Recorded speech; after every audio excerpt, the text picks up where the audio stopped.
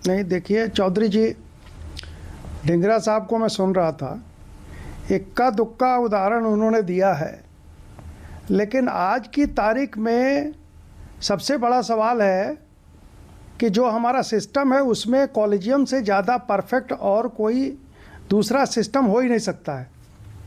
जो भी इसकी आलोचना करते हैं वो पहले सुझाव तो दें कि आखिर इसका विकल्प क्या हो सकता है।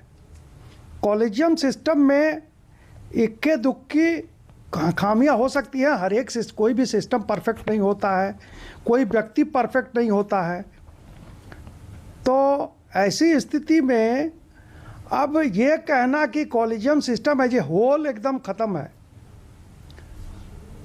तो मैं नहीं इससे सहमत हूं। नहीं मनन भाई, इसमें एक और पहलू भी तो है। अभी मैं एक पहलू की बात की, दूसरा पहलू ये है कि सरकार की दखलंदाजी हो गई तो सरकारें बदली, विचारधारा बदली, उसी विचारधारा उसी मानस के फिर लोग पॉलिटिकल अपॉइंटी जब होने लगेंगे तो वो सरकार के हिसाब से चलेंगे। ऐसा नहीं है कि आज नहीं चल रहे हैं, बड़े आरोप लगते हैं। मैंने इसीलिए मुख्य न्यायाधीश, पुराने मुख्य न्यायाधीश रहे हैं जो अब राज्यसभा में विराजमान है, उनका उदाहरण भी दिया। फिर राजनीतिक हस्तक्षेप जिसका अभी जिसकी ओर इशारा कर रहे हैं किरण रिजिजू, क्या वो और बढ़ जाएगा? क्या आप ये बात कह रहे हैं? ये बात सही है कि जैसा कि आपने शुरू में ही अपने इंट्रोडक्टरी स्पीच में कहा कि सबसे बड़ी लिटिगेंट गवर्नमेंट है, वो सरकार चाहे किसी पार्टी की हो।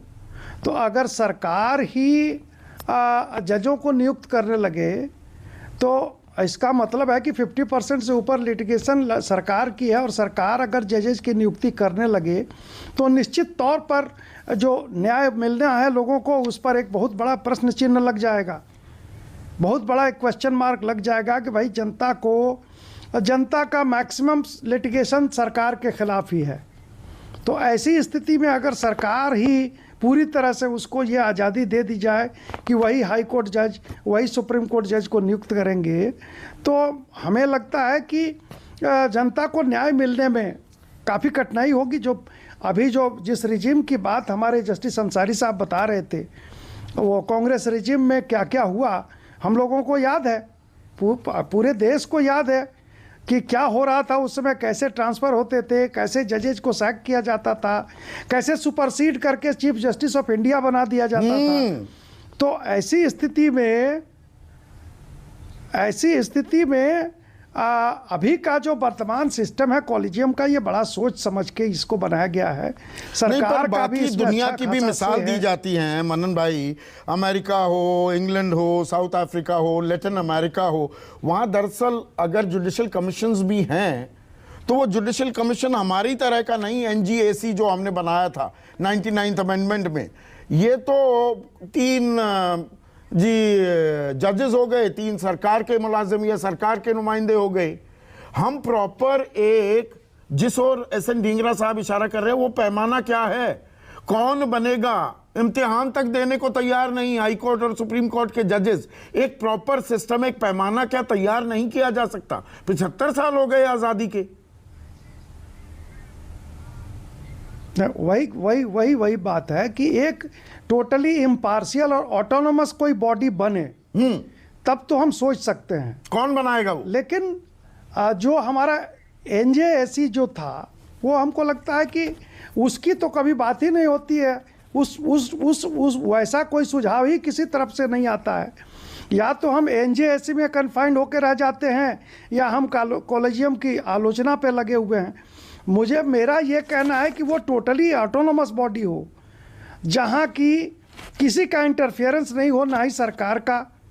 और जुडिशरी को जिस दिन वो जज आदमी हो जाता है, किसी भी वकील को जब हम जज के रूप में अपने देश में देखते हैं, जो हमारा कॉन्सेप्ट है उसको हम लोग आम समाज के आदमी से ज़्यादा ऊपर मानते हैं। हम समझते हैं कि वो न्यायप्रिय है, उसके लिए कोई फेवरेटिज्म, कोई नेपोटिज्म ऐसा नहीं है।